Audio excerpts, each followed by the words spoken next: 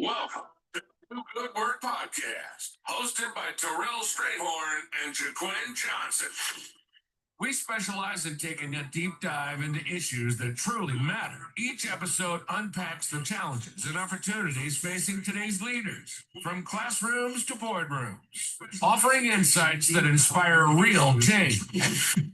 By redefining success, we're changing lives, empowering people everywhere to create environments where everyone feels a sense of belonging, whether at home, work, or school. So hey, sit back, relax, grab your favorite beverage, and join us as we explore the issues shaping our futures, one meaningful conversation at a time. And join us as we explore the issues shaping our futures, one meaningful conversation at a time.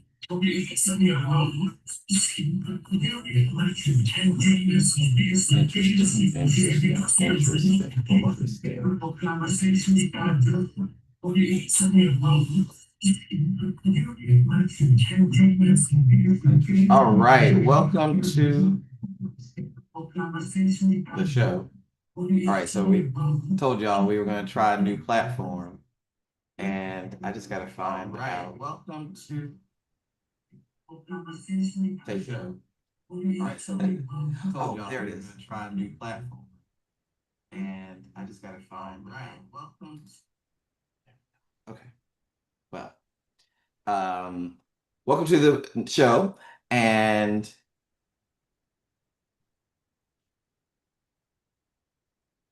yeah, it was playing twice. Okay, so that won't happen again. Clearly, when you're going to do that, you got to silence one of them. But this is a live show, so y'all know we told y'all it's not going to be perfect, We're gonna be better.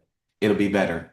So, welcome to Do Good Work Podcast. I'm your co-host, Terrell Strayhorn. Excited to join you tonight with our new platform, powered through Zoom, coming to you on YouTube, and we'll be on all other platforms. And I'm in the studio with Jaquin, kicking over to Jaquin real quick while I go ahead and drop this link in a couple of places for us. Love it because I'm actually looking on X now to reshare, and we want to invite you all and encourage you to help us spread the word and retweet on X. So you know how we get started in each show using the first letter of your last name. We have Strayhorn on the mic. Also, Jaquin, you hear live. Johnson. Listen, it's okay because my first name and last name starts with a J. But again, using your last name to describe your week or day, I will go first. I will say that one, I am ecstatic that football season has started. You and I have a team that we cheer on. Yes. It will go unnamed right now because we lost today, Right. but it's okay. But you know, all in all, Lives to in, see in it all again. in all seriousness, jolly. I think that you and I have had a really good week of working together, figuring out what next steps are for Do Good Work, and there are some exciting things coming out on our social media. Some of the work that you've done, very proud of it. Think it's something that many people need to hear, need to read, and incorporate in their work. Also, I've enjoyed that we have chosen several teams to cheer on together, that we had an opportunity to talk about and discuss, and pick the team as one. So I would go with Jolly. I'm in a space right now where I am hopeful. I am enjoying life. I can't be more happy about how things are going. There are so many other things that are going on in the world. You and I talked about the other day that we don't listen or watch the news because of all the bad things that are happening. But what I can say is there are a lot of good things happening, That part. Yeah. that we need to highlight. We need to share. We need to help other people highlight, help other people see what the light that is happening in this world that at times we believe that are dark. So I'm going to go with Jolly today. That tosses over to my good good friend, Strayhorn. What you got for S? S, I am feeling well, I got to say satisfied right now because I got all of the links posted on all the sites. I was our moderator. So if you are tuning in and watching us, please help us spread the word. Go to our X page for Do Good Work. You can like and share there. You can go to YouTube. YouTube channel is the best way to sort of pick up the podcast, like and share. You can go to Facebook, and like and share, and even our LinkedIn. And so, just for a moment, because people always say, "Man, I was tuning in, but I guess y'all didn't have the show." And of course, we always have the show, generally speaking. It turned out they just didn't know where to go. Our advice is always go to YouTube if you want to definitely grab the show real quick. Go to the YouTube channel and grab it. But now we're using the YouTube link across all of our platforms. So please like and share. And then if you're on LinkedIn, we have a lot of folks who are on LinkedIn. With this new platform, we will be looking at the social media pages. So if y'all write, it's not going to come into the studio like it normally does. So you might have to be a little patient with us there. But anyway, I'm feeling satisfied and I'm excited about tonight's conversation. Looking forward to the show. But I love it. And I think let's reiterate what you just said is that we are using a new platform. We are using Zoom webinar. So this is new to us. We're going to continue to monitor the LinkedIn page and X and Facebook. And we will, in the past, you have grown to learn that we show it on the screen. That may not be the case now, but we will shout it out vocally and let you know that you are seen. And we really do appreciate it. So, again, we know that the show is best when you all engage. So, share with us using your last name, how do you feel? How was your week? How was your day?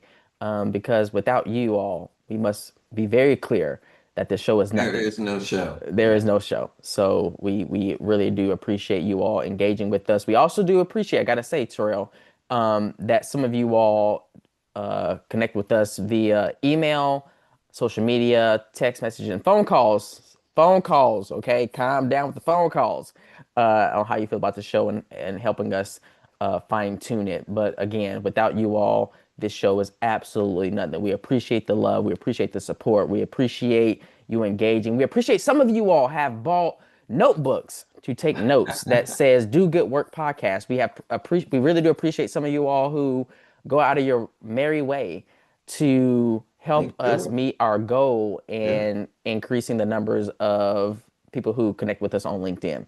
We also do appreciate all of the scholars out there who are getting their PhD, sharing with us their research, sharing with us that they are studying belonging and how they're doing it. Because again, these are different ways that we can really spread the word, really spread the knowledge, and about belonging and its significance and why it's very important in all aspects, whether it's work, whether it's in boardrooms or classrooms, Yeah. because we do believe in what we do. We understand that it is more than a buzzword. We understand that it does transform lives, change lives, but also save lives. So again, this may be the Terrell and Jaquin show on screen. We also have some people who are who join us and share their expertise. But again, I have to be very clear: is that without you all, this work would not be as great as it is. Awesome. I agree totally. The beautiful sentiment from your heart. And so, Not too much. no, it was great. But let's talk about it. Where are we with our numbers? So right now we have um, our goal is to get to 500. And I am showing that I know we weren't very far from it this week. Of course, this is going to make me look at it differently. Do you see the number? Let me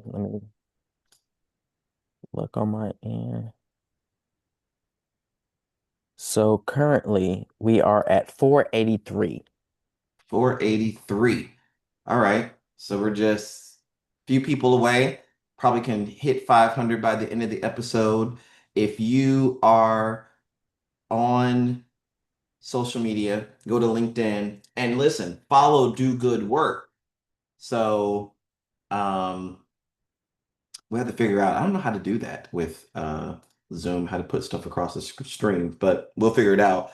But if you go to LinkedIn and find the Do Good Work page, that's the one you want to follow. If you um, see it, drop it in the chat on your favorite platform where you're tuning in from. Help us get the word out to people. You're free to follow whatever, but we particularly are excited if you would follow Do Good Work. And I found the page. So in a moment, I'll put the chat up there as well. All right. So y'all know how we do this. Each week, we also take time to talk about those who are out there in job seeking land and want to upskill, retool, whatever it might be. So, what advice do you have for those this week, Jaquin, who are looking for opportunities, full time or part time? Well, again, you and I have had this conversation literally last night. And based on some of the feedback we have heard from others, I would say, you know, putting your um job experience at the beginning is very important so people don't have to really search for it. I think that it is what I've learned, I've learned myself that people want your email and phone number. So make sure that is on the resume or CV and where you worked. So not just the title, but um, where you were employed. And these are things that, again, I've learned it most recently.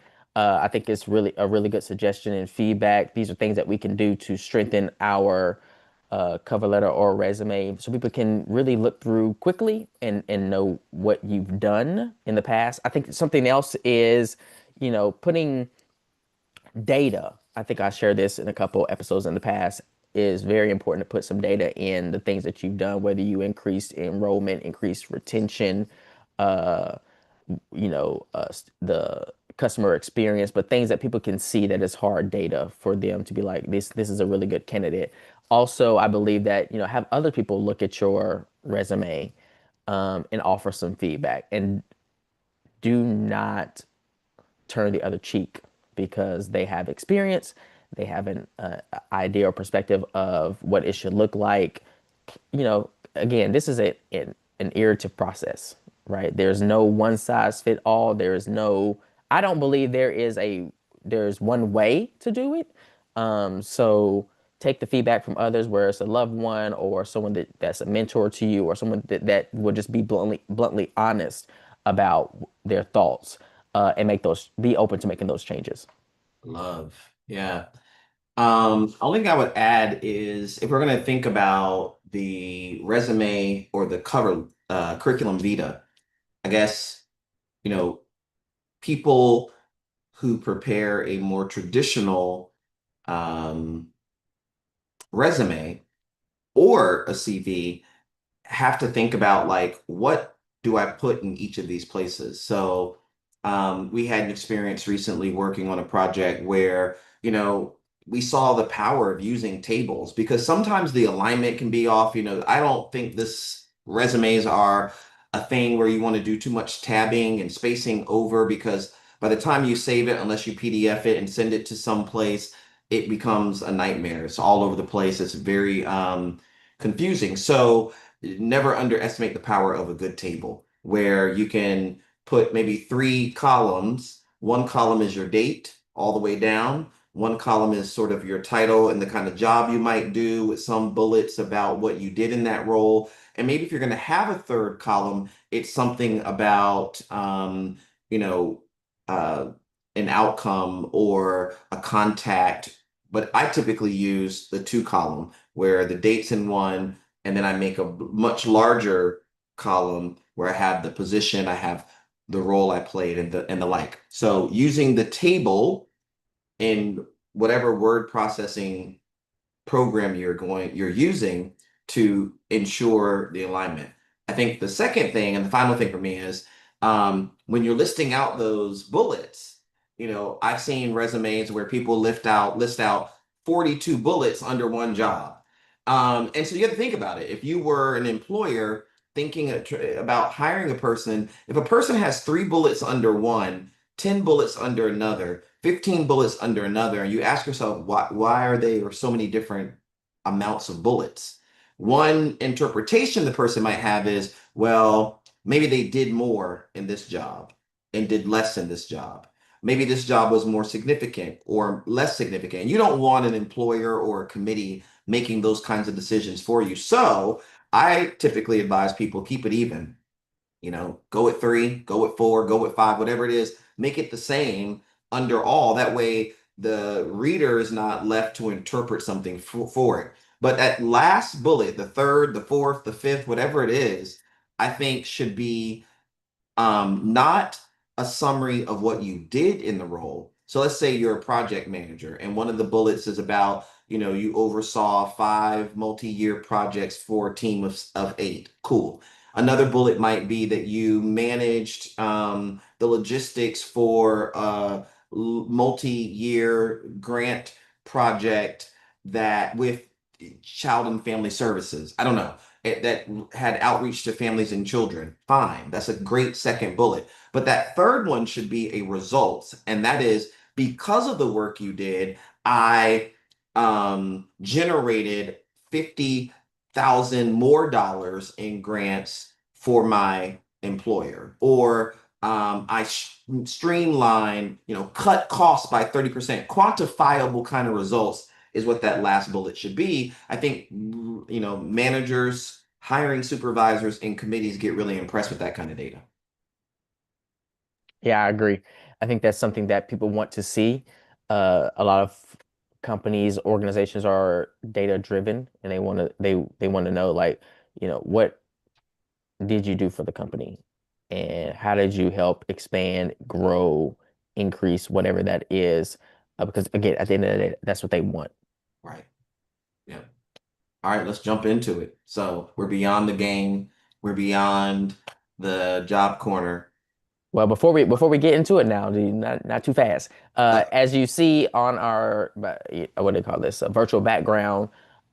We have all of our social media on there. So again, follow us on LinkedIn, X, Facebook, Instagram, and I can't see the last one. And also in the other corner, you see creations TikTok. by TikTok. You see creation by Kimmy.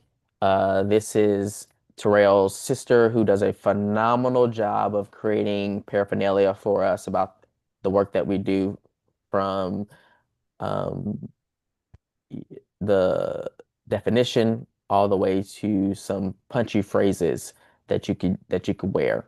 So again, if you see the scan the QR code, purchase something from Creations by Kimmy. Also, follow us on all social media from Instagram all the way to TikTok. Oh yeah. Oh yeah. And by next week, I will have the music for the transition. But there's your transition. All right. We're talking about it. So let's talk. You're gonna have to stop unmuting and muting. Tell your Well, people to not just too let it much. be. Not too much. We're supposed to be having a nonstop conversation. Um, okay, so we're talking about do you want to go there now? Yep, let's go. Okay. Um, so this week we had a conversation where I was making the observation that there are some terms you hear a lot, buzzwordy kind of things that get said and said and said and said and said. And when working with a group, I think it was last week, I heard the term chronic absenteeism again. And typically, when we hear terms and we read about them, my good friend and brother is one who often will be like, hey, we should write about this, or do we write about this, or we should tackle this. And usually I'm all for it because it's a great way for us to either extend the work or we actually are already involved in something that's in that space, even if we don't use that terminology. But I often um, think about like what's just beyond the current conversation, right? Some people call these folks futurist or visionaries. And I've met some futurists who stay on the brink of something fresh and new. And I often think to myself, like, how do you sort of train your brain to always be ahead of the curve? I mean, it's great to write about a topic, right? That's current, that's contemporary. But as we both know and see, pretty soon thereafter, everybody's jumping on that bandwagon with that Correct. topic. Yeah. And before you know it, it's oversaturated in a way, or at least perceived to be, right? We think still, if you do good work, good work speaks for itself. You know what I'm saying? There are a lot of people who are out there writing about academic achievement, but everybody's not doing good work on academic achievement. Everybody's not doing work that is so useful on the groups that we care most about that it has a long shelf life. Okay, topic for another day, probably. But when we started hearing about chronic absenteeism, and those of you who pay attention or tune into all of our shows know we have talked about chronic absenteeism at least once on an episode. And so I thought, yeah, we could get into it, but I wonder what is another way of approaching this issue. So I tossed over to Jaquin. I was like, I think a lot of times when we are talking in education, I'm talking to all of us who count ourselves as educators, whether K-12, higher ed, for-profit, not-for-profit, college, university, schools, and districts. A lot of times when we talk about students, our starting point is, and our framing, our perspective is blaming the student, right? So um, we have a colleague who is trying to who has a point, who has a perspective that students don't have to be academically ready for college, Prepared. prepared for college, because they were not academically prepared and they were able to find success. And so they use this narrative to critique everyone who said college preparedness matters. And they say, see, they missed the mark. I'm not saying that's what we're saying. What we're saying is we do typically start from the fact that, oh, a student didn't get into college, the student's not prepared. Oh, the student didn't pass the math test, the student didn't study. Oh, the student didn't make the cut for the musical. Oh, the student doesn't have talent. And that's just our normal rhythm, is always the student, or increasingly the parents, the family didn't have the resources. The mom and dad weren't engaged enough. They didn't check the homework. Okay, we're not saying, and we should talk about it, that that's not valid and sometimes true. But we did end up in an exciting place thinking about, what if we actually shifted the paradigm and started with, what does this tell us about the school? What's the school or the college or the educator's responsibility in some of these issues? So the student fails the math test. What if it's not that they didn't study? What if it's the teacher can't teach? Or what if the teacher's assessment is not appropriate for the instruction that they offered? I'm going to tag you in, but I mean, I now know that there are educators, not at my school or yours, but somewhere in the world, who use ChatGPT to create their quizzes and their tests. Hey, Chat, I taught a lesson on the World War I. Create a short quiz for me to give to my students. Well, Chat was not there when you taught the lesson on World War I. So maybe that assessment is not fair and equitable to the student, because the 5 points you covered in World War I were not the 5 points that Chat put on the quiz. But the student gets penalized. And all of us say, oh, the student didn't study, the student's not smart, the student's not bright. What if?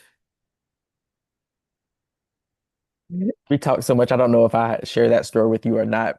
For you to say to share that example. But I had a conversation with a middle school teacher about ChatGPT, and they were Right. saying they were going through the study guide, and a lot of students did not do well on the study guide. The teachers were going to use they were going to use the study guide to um, as a grade, but they did so bad they chose not to do that. And the educator said, "Well, my colleagues used ChatGPT to create it, and the thing is, they did so poor because some of the things that are on this study guide we did not teach." No, you So didn't know that the story. thing is, I think that as educators, we have to be very mindful of that. We have to do the work. And you and I have done this too in one of our class when we created a test and some quizzes, is that we literally went in the chapter, read the chapter, and from the chapter we created the test or quiz, Mhm. right? And we knew, okay, listen, we really hit really heavy on this topic. It can go in there. Or we talked about it, but we not really into depth. Maybe we're setting them up for failure. Um, let's think about it. Let's talk about it. Do we put it in there? Do we not?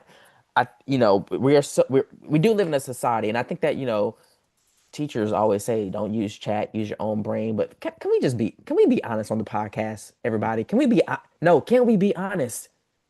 We use chat to do some of our work, to expedite the process so we can get to something else because we have a lot on our plate. We also miss that, like you said, chat was not there when we taught the class. So chat is producing some quote unquote quality work. It's giving us something to copy and paste and to use. But when we are creating these assignments, these quizzes, these tests, these assessments, are we thinking about the student? Are we thinking about what we taught? And then are we making a decision where, yes, they would do well on this? So, as you said, there are so many times where we really put all of the work, all of the blame on the student, saying that they didn't study, they didn't read, they didn't listen, they didn't take notes, when really we need to be looking at ourselves first and ask, do we put the student in the best position Yeah. to do well? Yeah. I mean, and so this idea of shifting the perspective from blaming the student and the family to taking some of the accountability and onus and placing it on the systems, the schools, the districts, the universities, the educators is, pretty fresh, and it is useful, especially when you apply it to the conversation about chronic absenteeism, right? So let's talk about what chronic absenteeism is, and then the current sort of perspectives on it, and how we can see how we can shift it so that ultimately we're all in the position to do good work, to do better work. So chronic absenteeism. Yeah, chronic absenteeism is something we have talked about previously, but I want to share that this is building on what we talked about in the past, but to kind of lay the um, groundwork, is that chronic absenteeism really occurs when a student misses at least 10% of school um, in a year. This is both excused and unexcused. So we think about it from a K-12 standpoint. This is 180 days. 10% of that is they're missing 18 days. And studies show that students who are chronic absent, they have poor academic achievement and greater likelihood of dropping out. Some factors that really contribute to chronic absenteeism is health problems such as asthma, diabetes, ADHD, vision problems, mental health issues, such as anxiety and depression, um, bullying, lack of school resources like transportation. If you look at it from a higher ed context, there are some students who are commuters, and gas is where I am 278. Right. Now, some of y'all may have some coins in your pockets, but I do believe that college students are limited in funds and they have to make the decision whether do I continue to drive to school every day or choose my battles, right? That may be an issue for them. Um, there is, lack of or competing demands such as caring for a family member or working to support the family. There are some students out there who need to go to work rather than school just to pay the light bill, just to pay the water bill. And I know some folks on the podcast, aka me, may not have ever experienced that, right? But we also have to live in a world where we can empathize and put ourselves in other people's shoes and their positions and understand that that is a very difficult choice to make. I'm not saying that students don't want to go to school, but I am saying that students have to make a decision whether, listen, we're both mama boys, Yeah. right? And if mom said, I need some help, I'm gonna tell you right now, Jaquan Johnson is gonna help mom to make sure that she's okay. And I think those students have to make those decisions, meaning that they may have to miss school.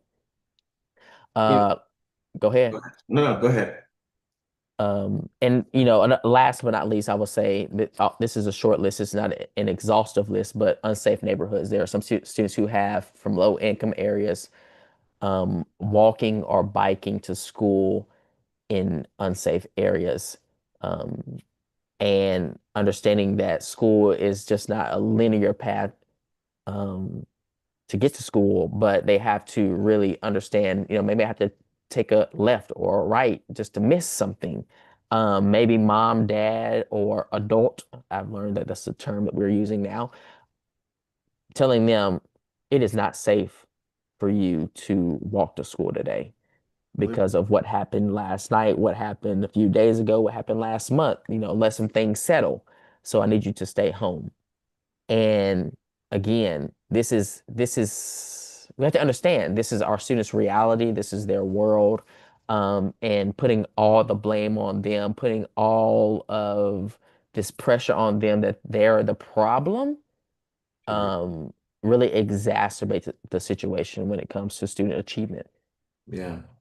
What I like about that is it helps us realize that one, chronic absenteeism, though I don't know how many of you in the listening audience have heard the term before, it is a thing. It has a precise definition of 10% of days during the academic school year. We've had this conversation. I know I've had friends and colleagues who have asked, like, is that a bad thing? 18 days? I feel like 18 days is not that many days. Well, you think about it, there certainly are students who have missed more than 18 days.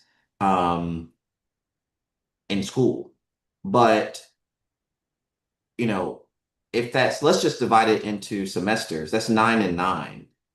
Well, I don't know, 9 days in a single semester, if you've ever missed a day of school where you have to make up all that work and then multiply it times 9. By the way, these are not always just days where there's no assignment. Some of these are days where you have a test, a day you have a quiz, a day you have a speaker, and you can't make all that kind of stuff up. And so it puts an enormous amount of work, yes, on educators, but even more on students to have to make it up. Multiply that times 18, and the data is pretty clear. Usually by the time a student hits that 18 to 20 mark, you can start to see a drop off in terms of their grades, a drop off in terms of their achievement.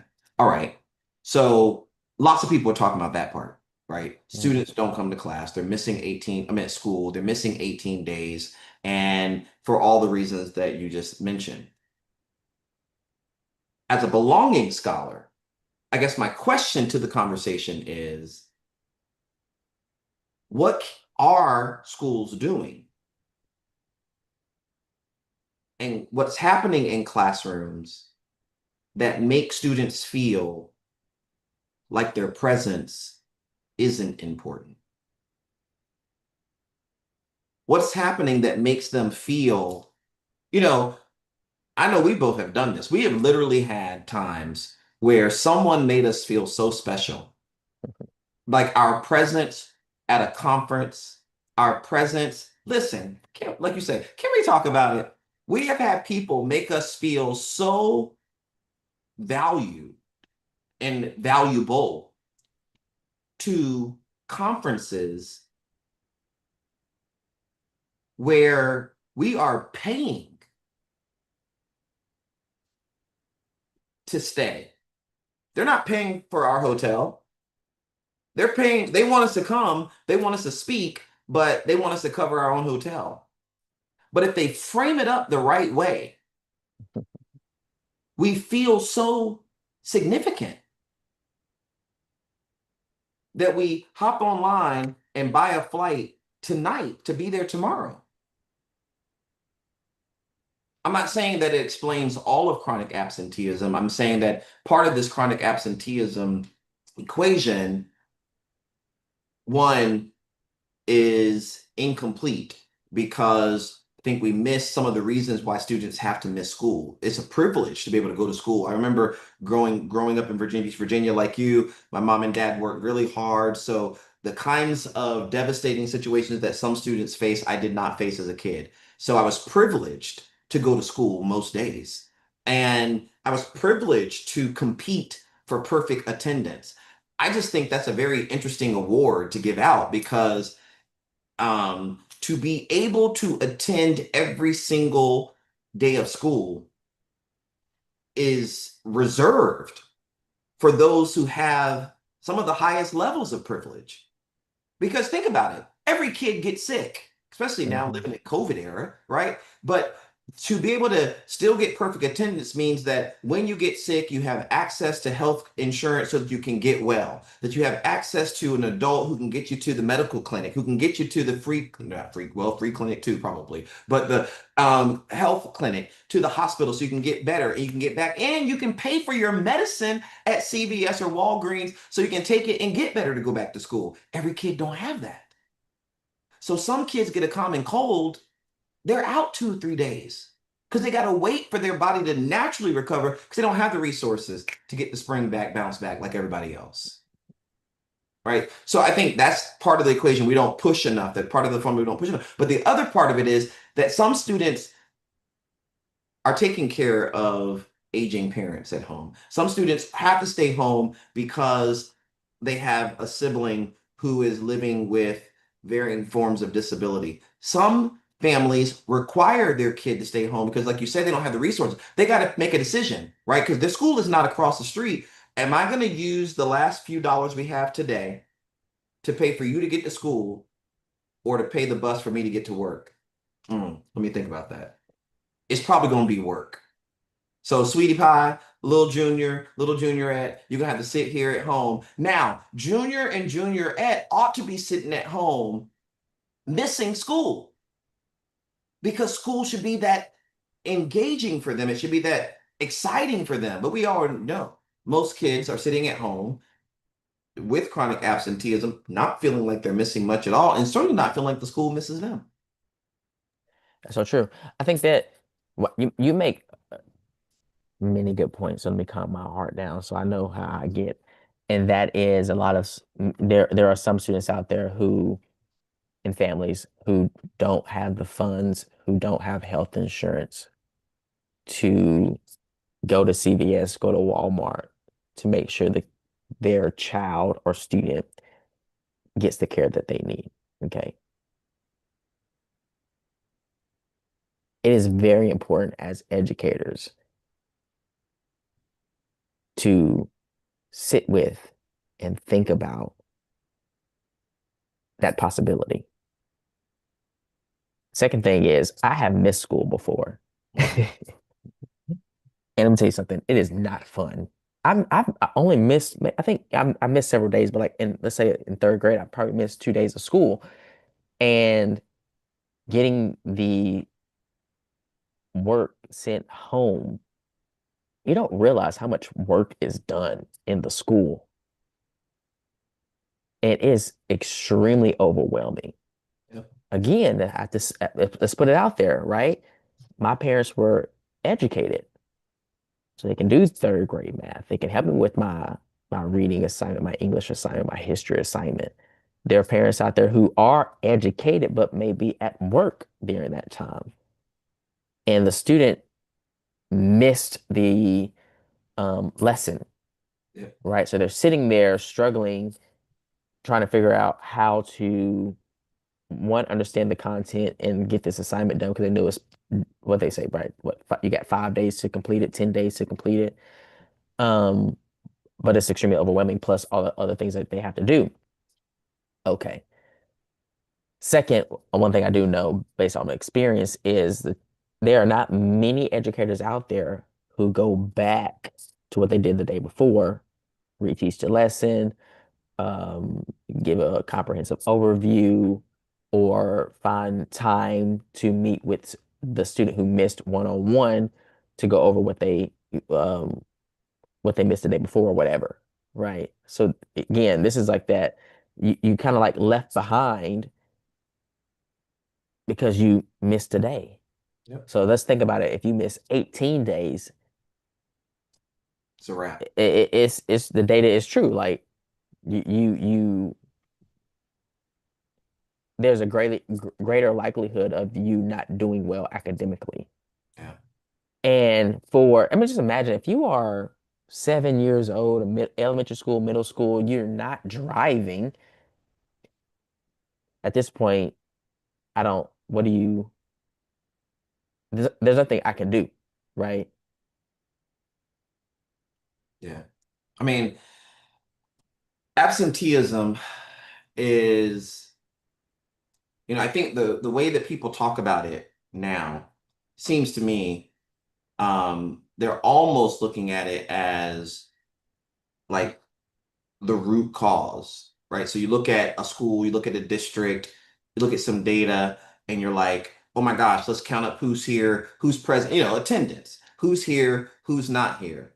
And I often tell my colleagues in higher ed and K-12 that, especially right now, because it's the beginning of the new academic year and students are still learning where their classes are and learning where their schedules are still settling. I tell my colleagues, even on my own campus, focus on taking attendance, noting who is present. Let's stop worrying about who's absent right now, right? Because people are still sorting through things. Students are, unfortunately, we got rising cases of COVID across the country. And so we've got to figure out how this is going to impact higher ed, if at all. And so, in other words, absenteeism is not the cause. Absenteeism is more of a symptom, right? There's a root cause. The root cause, we already named some of it. It's the lack of resources. When we say resource, not just money, although money matters, it's also the lack of access to healthcare insurance. It's lack of access to a stable form of transportation. It's lack of access to a lot of things. So lack of access is the cause. The symptom of it is I don't come to school. And I think if we don't push beyond the symptom, then as educators, as principals, as superintendents, as district leaders, as higher education leaders, as policymakers, we never get to the root cause. We start punishing the absenteeism, which ain't changing nobody's situation. Now I'm just punished sitting in school suspension because I can't, if I'm already missing school. And then you miss more because you're in ISS, you're in OSS, you're in detention. Come on now. And two, that's not you punishing me by putting me in ISS is probably not going to change my parents' behavior. Right. Right? I can't do anything about that. No. It's out of my control. And we also want to come on now. Y'all tripping. I know that much. You also want to talk about focus on what you can control, what you can't control, the things that you can't control, you can make it better. Okay, well, what do you want me to do? Tell my mama that she need to take me to school and back talk her? That's the quickest way for me to get slapped. Right. So I don't want that. Right. Or versus you need to take me to school and not go to work. Okay, so now I'm at school, but our bills aren't paid. We ain't got no food on the table. So now I'm suffering because I'm hungry, and we already know where that fits in the belonging pyramid, right? So these are they're complicated and intersecting kinds of issues. Correct. So that's the point, right? Is like looking at the model, understanding. Let's focus on mattering. Let students understand that they matter so much. Where we pay attention to them, we understand that we pay attention to who they are, what they are, where they come from, and understand like, okay, I know that this student is going to miss some days because of whatever is going on at home. Hmm. What can I do to ensure that they get the content that they need to be successful in my classroom, be successful academically, be successful at the school? That's the real work that comes into play versus, I think it's easy just to look at the student and be like, you didn't show up to class. Here's the work. Either you get it done in 5 days or you don't, you get a zero. Well, at the end of the day, there are going to be some students out there who look at the system and say, I'm never going to win. I'm never going to be successful. I'm never going to be great here. So, whatever. Yeah.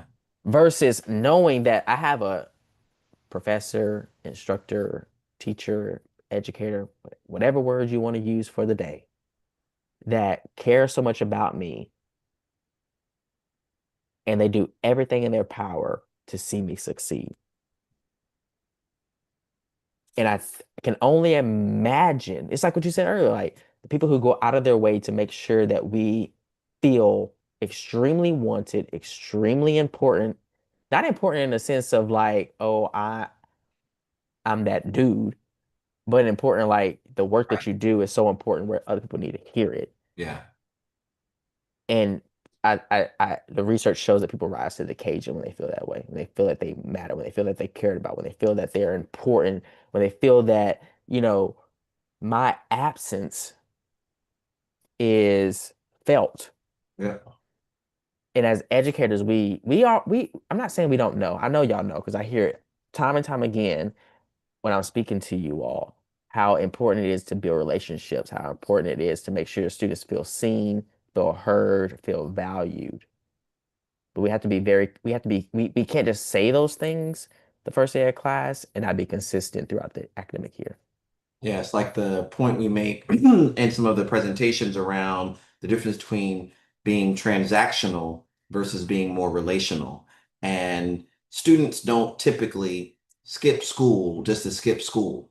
There's a reason for that behavior, and it's not even skipping. I mean, because sometimes, I don't know, skipping to me has a flavor and a texture to it. Like I was supposed to go and the adults in my life and the supports in my life expected me to go, and I decided on my own as a student not to go, not to show up. That might be skipping school.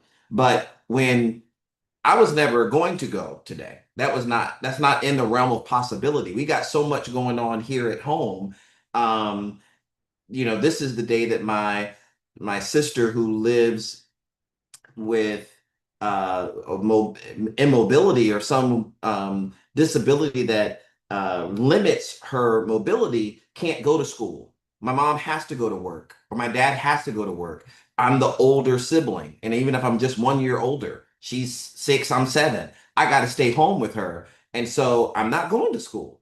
And it's not our place as educators and schools to judge that behavior. It's our job, as you said, to provide the kind of support. Now, the problem is much of what we do in education right now is not focused on problem solving, which is what is the root cause of why junior and junior ed are not in the school? And why is it that junior and junior ed have high rates of absenteeism, or let's just say it, Jamal and Lakeisha, to talk about these studies that are out there. They have high rates of absenteeism while Mark and Mindy are fine.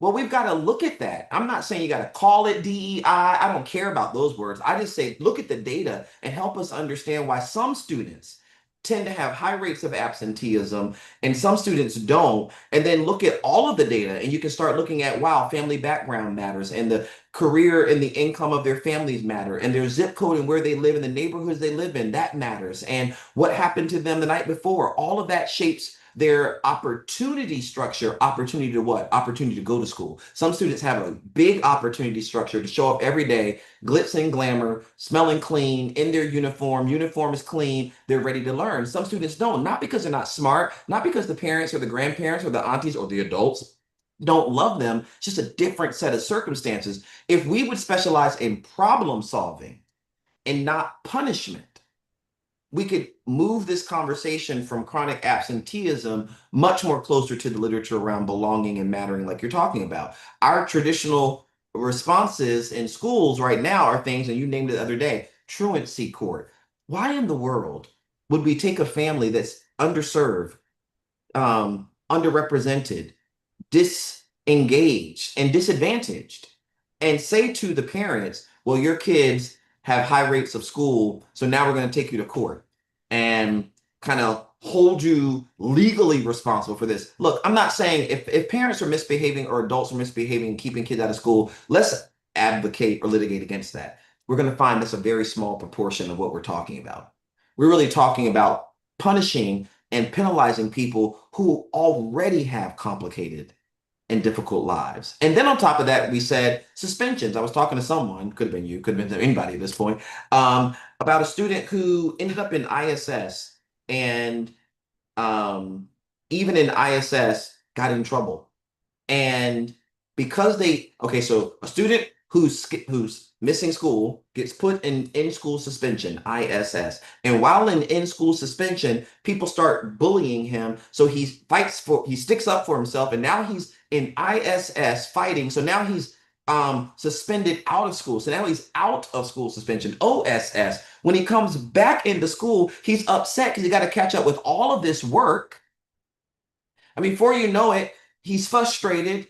He uses some colorful language with his teacher. Now he's back in IS. If it didn't work the first time and it didn't work the second time, why do we think this is an appropriate system? And then the last one I've been reading about schools that fine kids and their families if they have high rate. So you don't have money for a car, reliable transportation. You don't have the resources and money for healthcare. And the way the school and the district is going to get back to you is by giving you another bill. Well, this to me is madness. I think we need less compliance driven, like we're going to demand students and families to do what we say when we don't even understand their circumstances. Get away from compliance driven and toward connection driven approaches. I mean, did you just hear what you just said? Right? I'm already struggling, and now you put me in a worse situation. And first of all, I don't know who wrote about it, but I want to find it. And if you anyone who's listening, if you find it, share it with us because I want to read about it. That says you miss school, you go to OSS, a student is frustrated that they have all this work to make up without, or not gonna say without, but limited assistance, and you're probably gonna push them off to an assistant versus the educator, the person is of record, Yeah. and think that they're going to be better or get the work done, and then think that the parents are going to be on your side and do better. Now now listen, they may be better for the week, for 2 weeks. It's like in work, right? Workplace situations where we punish the employee for whatever they did for being late to work. So we say you got to be on time, blah blah blah, and they can show up to work for 3 days on time and they back to regular schedule.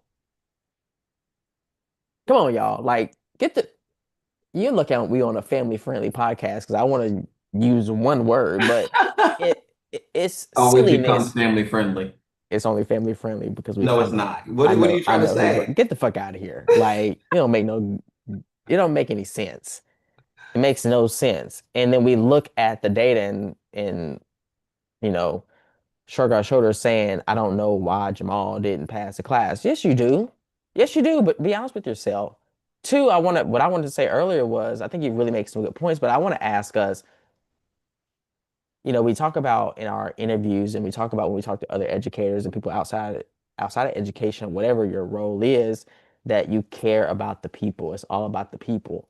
But I want to ask, how much do you care? Do you care just enough where the student get by, or you care so much where you find ways to make sure they get what they need?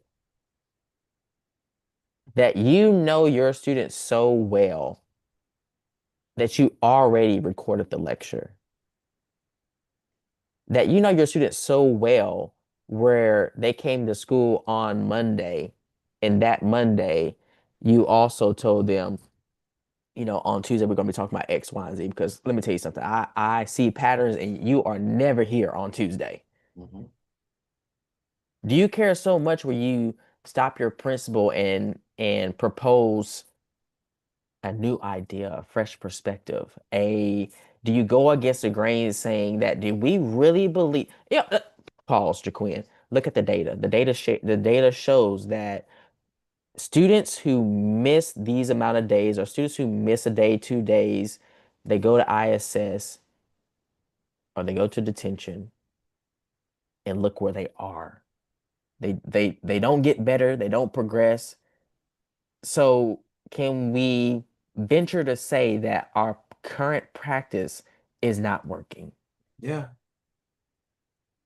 Can like, do you care that much to have those, we say, difficult conversations? I think it's difficult. I think there are some people out there who are educators and say, I gotta stay in my lane. I can't go against it. I want to keep my job. I get that, y'all. I'm not saying do so much where you stand on the table for every issue, but I am saying that if you care about the student, you call a spade a spade. I'm gonna always say that.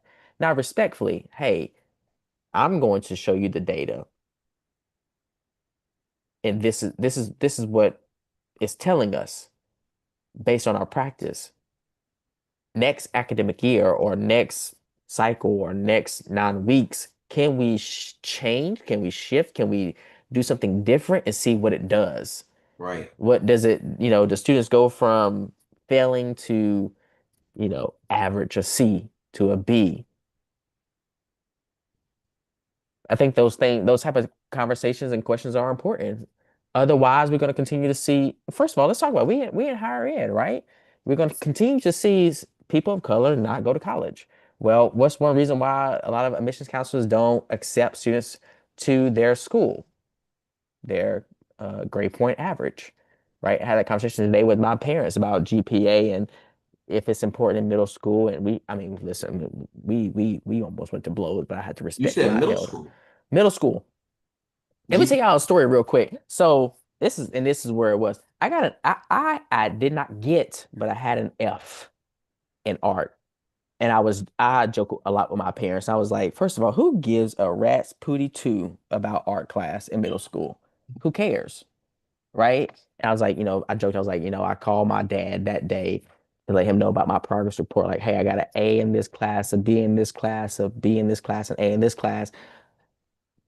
Pause, because I know I'm about to get yelled at. I have an F in art. He was like, you got an F in art? Oh my God, what are you doing? I'm like, first of all, and today I was like, who cares about art?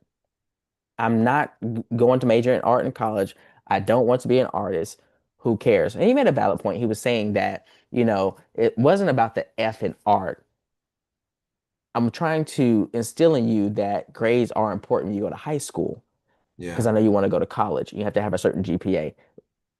Point being that we have to understand that students are growing, they're developing, they are learning you know, as the days go on. But some students are not, they don't have access to, don't have the resources, don't have whatever mentor to have those type of conversations. Mm-hmm. And it's important for us as educators to kind of fill that gap. And I was saying to my mom the other day that, students in these situations don't want you to, I believe, don't want you to just feel bad for them, saying, oh, poor baby. But to see their situation saying, I truly believe we can get through this together. Mm-hmm. And here is, it goes back to trust. Okay, y'all want to talk. Well, I was just going to say, you're pretty close to all of the domains of trust. So maybe absenteeism is less about truancy and Mhm, more about trust, mhm. right? So they're looking for trusting relationships to be built between them and their peers. That's the bullying, fighting, teasing, all that merciless stuff that happens nowadays in person, online, on social media, as well as trusting relationships with their teachers, their educators, their principals, their adults, their parents, families. That by creating those trusting bonds and making school a safe place where students associate it with care and excitement and opportunity and engagement, not no judgment zone, maybe they're more likely to not only go and show up, but in some ways press their way. I mean, I know I've seen it. I know we've seen it. I'm thinking about the session we did for the guy, young men here in Houston. And, you know, it didn't kick off looking like it was going to be Not at all, first of the all. best workshop ever. Hmm. But when you get to know them, learn their names, let them talk about their dreams and aspirations, and you nurture and encourage those, like, you want to be a quarterback, you can be a quarterback. Now you might hear their record and they ain't never won a game, but that doesn't matter at that moment. you know Not saying that you lie to them, but know when you can offer that constructive feedback. It's easier to take, and it can actually be heard once trust is in place. But it took time for us to develop trust with them, to get to know them, for them to get to know us. And then once they realize, wow, these guys are not here to judge, they're not here to pick on me, they're not here to make me feel bad. They're creating a space where I'm co-creating this workshop with them. Before you know it, they're paying attention. They're sitting up at the edge of their seats. They're holding each other accountable. Hey, man, be quiet. He talking. That's what happens both in a museum in Houston when we're working with them. The same thing can happen in classrooms. And That's so so, true. And you say it. It's like, listen, the workshop started extremely rocky, not because of us. But let's be very clear, not because of us. But, it took time. I think we have to be patient with the students, and really build a relationship with them. Once we built that healthy bond, that connection, understanding that we're co-creating this space, that we are there for them, to hear them out, to learn together, their attitudes shifted so significantly. We literally had a kid. I'm screaming. I forgot his name. Sing. We had an activity about singing. We were singing. yeah. Singing at the top of his lungs. Mhm. You were the person making sure everyone was in tune and doing their part. He said, Terrell, step aside, boo-boo. Okay. Let me take control Yeah. because I got this. And it's wow. Yeah, I mean, let me tell you something. It's so beautiful. It's so beautiful. And that's wow. I gotta make sure I don't yeah, yeah, the kid was much younger than everyone else. And Mhm. a lot of those students in the room, they were hard. They were um, I'm the macho man. I'm it. I'm the center of attention to they listened to someone who was in maybe the fourth or fifth grade and they were in eighth or ninth grade and sat their asses down Singing his guts out. and listened to him. Yeah. He was telling them, no, you're off beat. No, hey, listen, here it is. Here it is. All right, go your turn. Yep, you're good. You're good. A little bit off, because and what I'm not doing is trying to pat us on the back and say we all that stuff. I'm gonna tell you right now, Terrell and I, me personally, have missed the mark on some things, but I am saying this day we create the conditions for those young men to be themselves, Yeah. right? Now let me tell you something on this podcast between me, you, and whoever is listening and who will listen in the future. Some of them folks, them young men, will never be the star quarterback for the Houston Texans, okay? But Despite what they may want. despite what they think is their future. And they may get better, but whatever. The point is that we didn't pour water on those dreams. Right. We let them know, absolutely, if that's what you want to be, here are some things you have to do to be successful, right? Here are some key, um, skills, some what things that must happen for you to get there. And from there, because we're so honest with them, we were vulnerable at times. We let them say their piece. We applauded them for speaking up. We celebrated them for being vulnerable, not honest, to where they showed up and showed out. Yeah. Literally.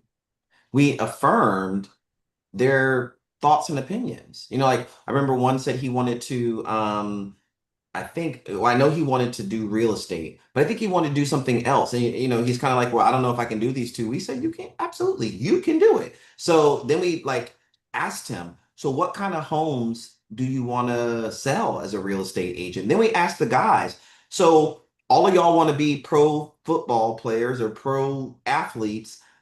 Okay, you'll make good money. What kind of home do you want? And might you get him to be your real? So we're creating, like you said, the conditions for connection, for mattering, for belonging. And ultimately, listen, what could have been way wrong, having to stay in that room all day long, time ultimately passed beautifully. And to your point, we ended on a crescendo. Everyone's up. They're having a ball. They're having a good time. The guys clapped and said it was a meaningful, purposeful day for them. I just want to believe that what we were able to create as skilled educators in that room is transportable to classrooms and schools and districts across the globe.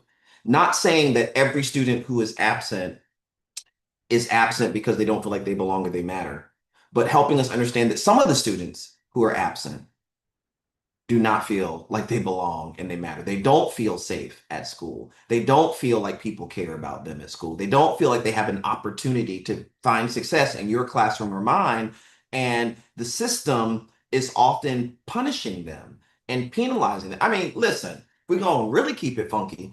I mean, we could have penalized and punished those guys all day Day long. long, Terrell. We had so It's many like opportunities. it's like stay in your seat, close your mouth, pull your pants up, stop, don't hit him, sit in your seat, stop. I mean, all day. And it's not, you're not even talking to, it's the same five people. Hmm.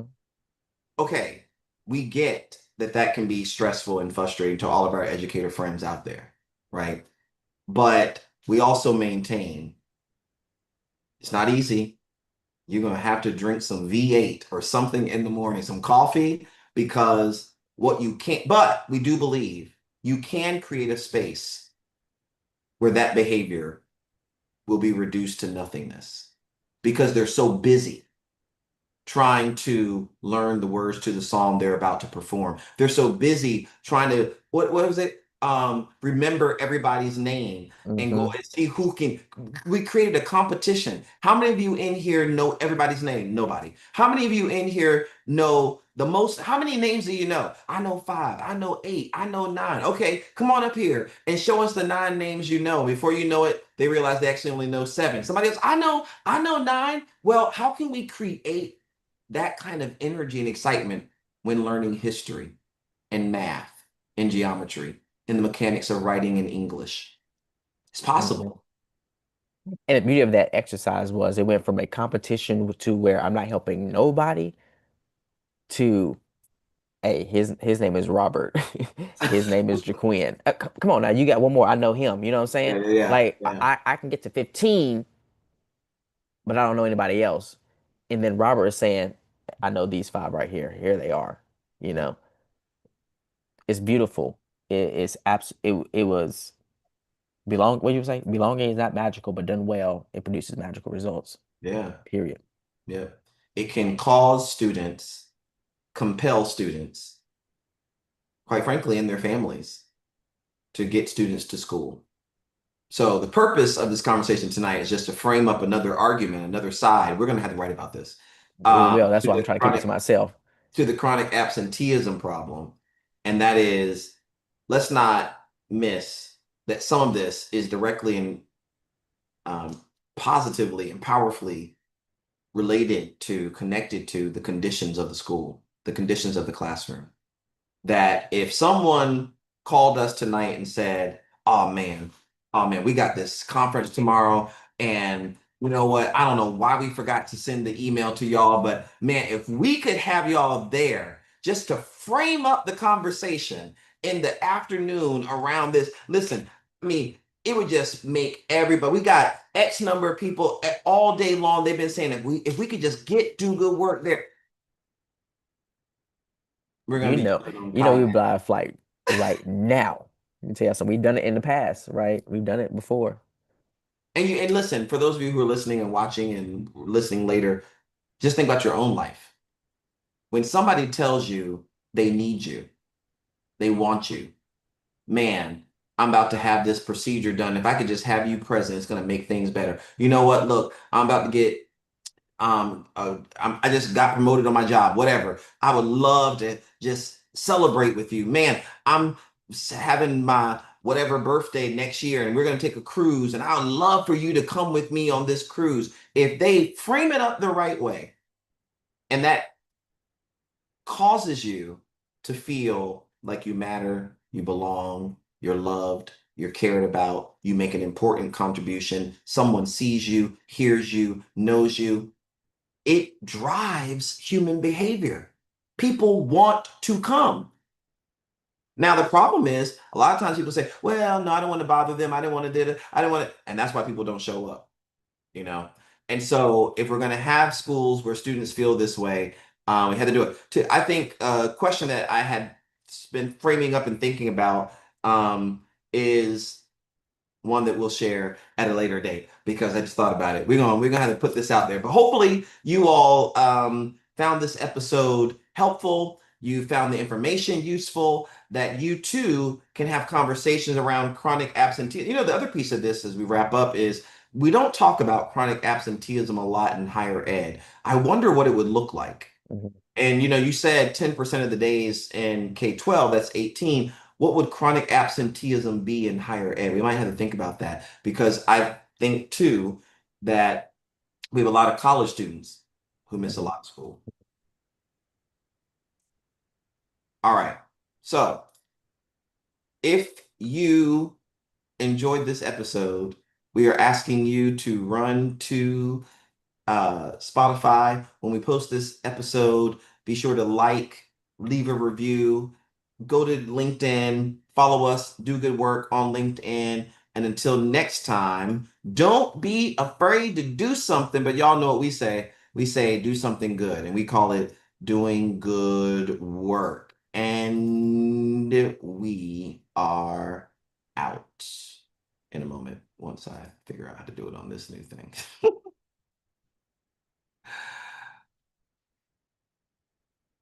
Peace. Thank you for tuning in to Do Good Work Podcast. We hope you found today's conversation informative, uplifting, and insightful. Don't forget to like and share this episode with your networks. Follow us on social media at Do Good Work on X, formerly Twitter, for real-time updates, behind-the-scenes content, and so much more. Until next time, friends, don't be afraid to do something, but do something good. Do good work.